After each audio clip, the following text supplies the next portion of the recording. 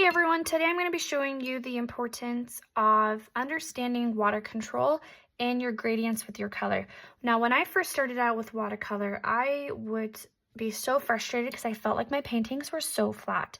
But the more I got to understand how the water moves and how much pigment I should have in my brush, I fall in love with the medium that much more, and I have a deeper understanding, and my paintings have definitely improved.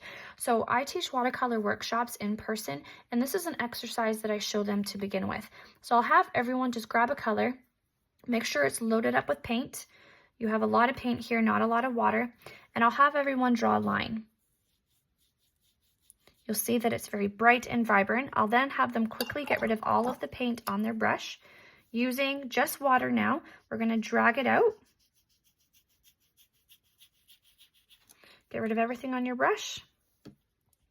Touch this line here and continue to just drag it out until eventually it just gets really light. One thing that I really want to emphasize that I realized I kind of brushed over is the lightness or the darkness of a color has everything to do with water.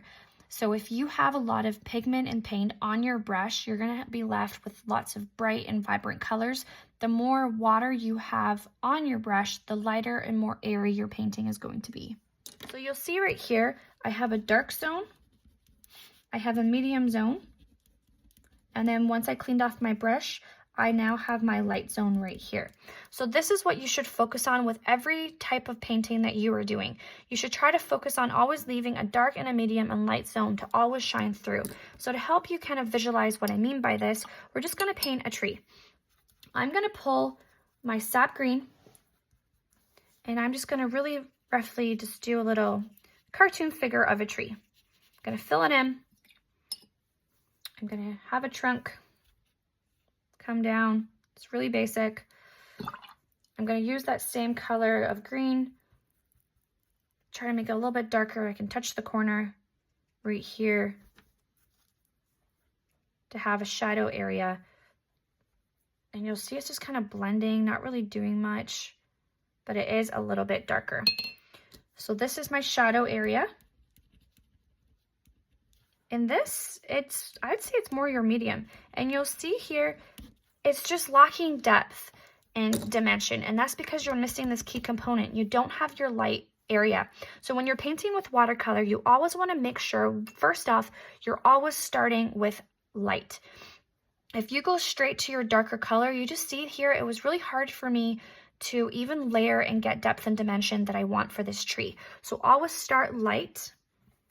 So right here, I'm just going to mix up a little bit of a wash of a green with my sap green.